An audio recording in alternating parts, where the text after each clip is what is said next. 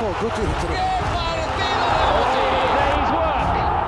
For the footballing genius. Para el Real Madrid, el segundo de la acción individual fue de Guti, se fue de hasta Robinho back into Guti. Oh, what a ball! What a ball! Balls to Guti. Guti flicks it through Zidane. 레알 마드리드 역사에서 가장 상징적인 선수들에 대해 이야기할 때 알프레도 디 스테파노, 프란시스코 헨토, 라울 곤살레스, 이케르 카시아스, 크리스티아누 호날두와 같은 이름이 선두에 오를 것입니다. 마드리드 팀의 역사는 정말로 엄청나게 풍부하고 수많은 축구 스타들로 가득 차 있습니다. 그러나 그 역사 속에는 자신의 잠재력을 완전히 발휘하지 못한 재능 있는 선수들에게도 자리가 있었습니다.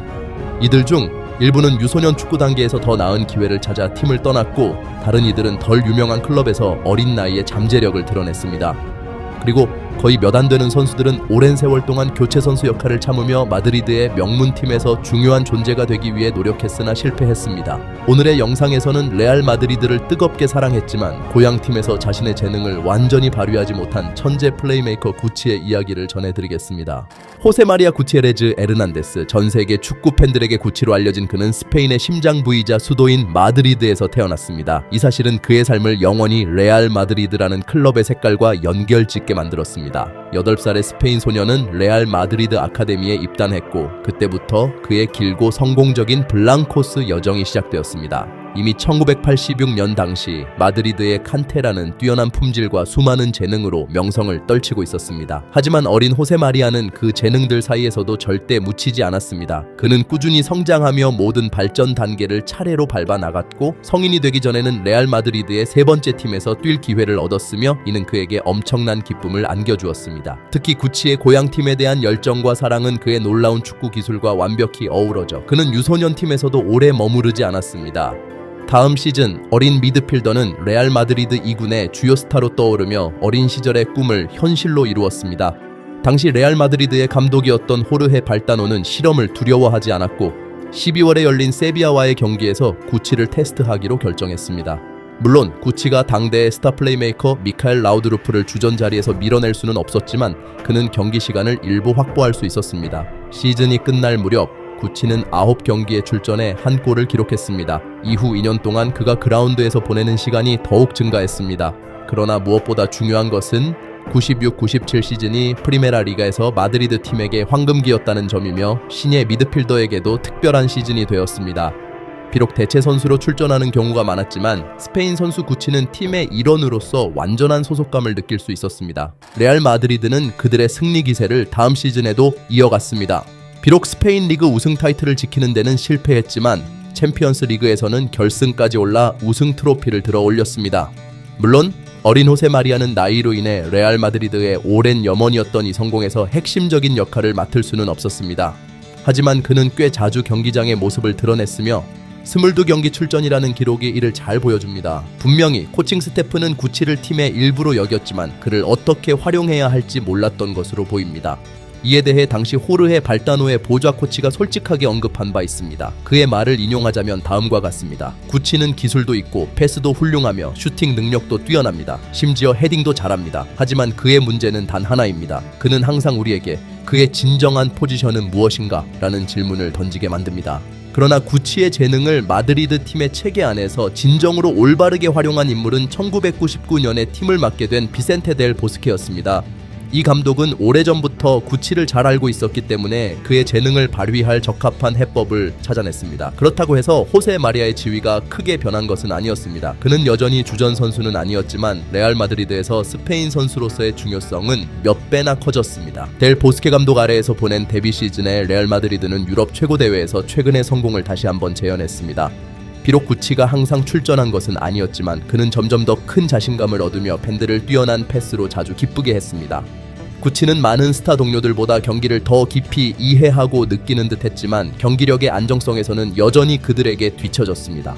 호세 마리아의 축구적 특성을 완벽히 이해한 이는 바로 델 보스케였습니다. 그는 2000년-2001년 시즌 도중 페르난도 모리엔테스가 부재할 때 구치를 사실상 공격 라인에 배치했습니다. 구치는 감독을 절대적으로 신뢰하며 그의 기대에 완전히 부응했습니다.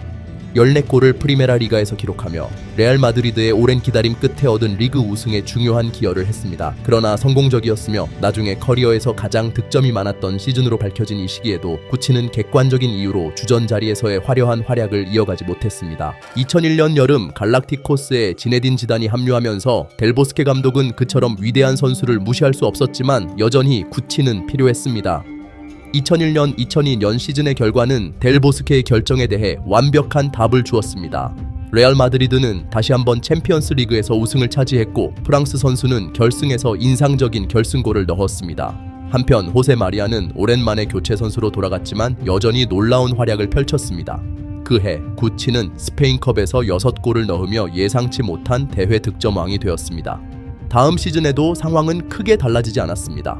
마드리드는 전통처럼 유럽에서의 승리 후 리그 우승을 차지했지만 구치는 다시 한번 자신의 위치에 불만을 품었습니다.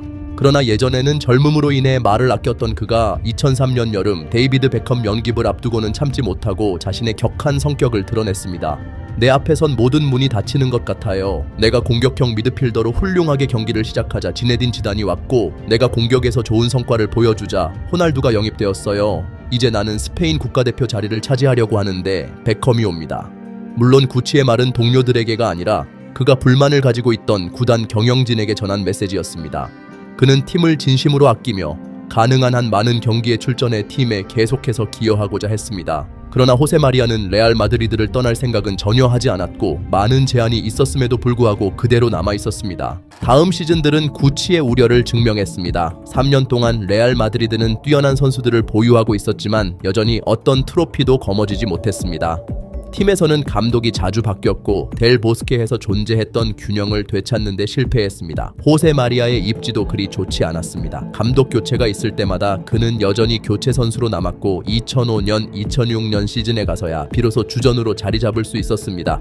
그해 구치는 자신의 경력에서 가장 뛰어난 어시스트 중 하나를 기록했습니다. 그 일은 세비야와의 경기에서 일어났습니다. 레알의 공격 후 세비야 수비수들이 공을 쫓아내는 듯 했으나 공은 페널티 박스 바로 아래에 있는 호세 마리아에게 떨어졌습니다. 그 순간 스페인 선수는 뒤쪽으로 돌아설 것 같은 느낌을 주었지만 그는 상대 골문을 등지고 있던 상태에서 놀라운 백힐 패스를 시도했으며 그 패스는 세비야의 수비를 한 번에 분리시켰습니다. 지단은 그저 골키퍼를 넘기기만 하면 되었죠.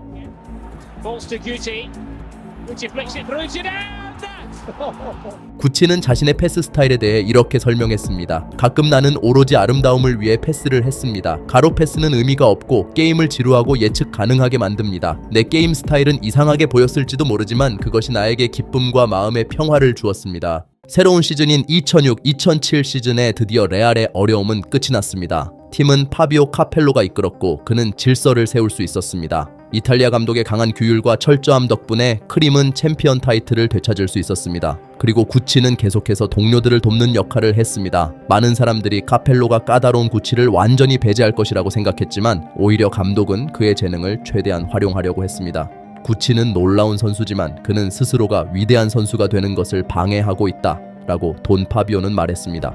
시즌이 끝난 후 리그 우승에도 불구하고 카펠로는 해임되었고 팀은 베른트 슈스터가 이끌게 되었습니다.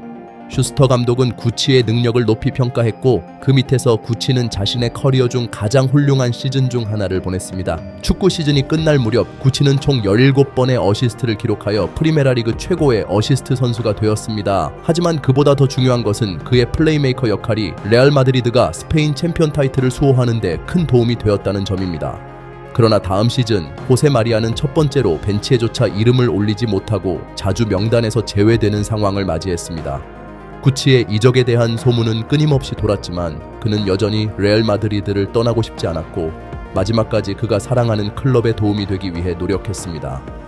2009-2010 시즌은 구치가 크림 소속으로서 마지막 시즌이 되었습니다. 팀에는 새로운 갤락티코들이 합류했는데 크리스티아누, 호날두, 카카, 카림 벤제마가 그들이었고 호세 마리아는 이미 명백히 경기를 마무리하고 있었습니다. 하지만 마드리드 팀을 떠날 기로에 서 있었음에도 불구하고 그는 가끔 믿을 수 없을 정도로 뛰어난 경기를 보여주었습니다. 물론 벤제마와의 경기에서 데포르티보를 상대로 한 신성한 어시스트를 기억할 만합니다. 레알의 역습 중 카카는 스페인 선수를 상대 골키퍼와의 1대1 상황으로 이끌었고 그는 골의 한 구석으로만 공을 차면 됐습니다. 하지만 하프백은 슈팅을 하기 전에 발을 흔들며 골키퍼를 땅에 눕혔습니다. 그리고 그는 발꿈치로 시선 없이 공을 카림에게 넘겨주었고 카림은 골을 넣었습니다. 이 장면이 바로 구치였습니다. 그의 축구에서의 이타주의와 우아함은 어려운 성격과 결합되어 버림받은 천재의 이미지를 만들어냈습니다. 호세 마리아는 어린 시절 레알에 입단해 마드리드에서 거의 모든 인생을 보냈습니다. 그는 항상 친절하고 신중하며 다정한 사람이었고 팬들은 그에게 애정을 가졌습니다. 만약 그와 문제가 생겼다면 그것은 오직 일부 팬들이 그에게 더 큰 안정성을 원했기 때문이었습니다. 542경기 위대한 업적. 나는 구치가 계속해서 축구를 즐기기를 바란다. 이런 말로 델보스케는 하프백을 떠나보냈다. 호세 마리아의 새로운 클럽은 베식타시였다.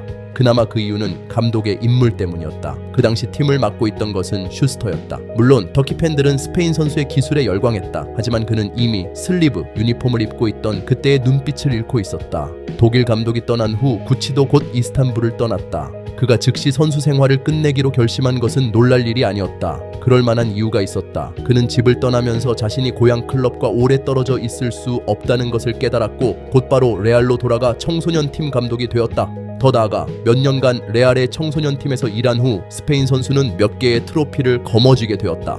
2018년 여름 지단이 예상치 않게 첫 번째 팀 감독직을 떠나면서 구치의 감독 임명에 대한 이야기가 나왔지만 구단은 다른 결정을 내렸다. 그렇게 그는 또 한 번 벤치에 남게 되었다. 하지만 선수 시절과 마찬가지로 그는 여전히 한 가지 소망만 가지고 있다. 그것은 바로 레알을 돕는 것이다. 이제는 감독으로서 말이다. 스페인 선수의 통계를 보면 확실히 인상적인 모습이 나타난다.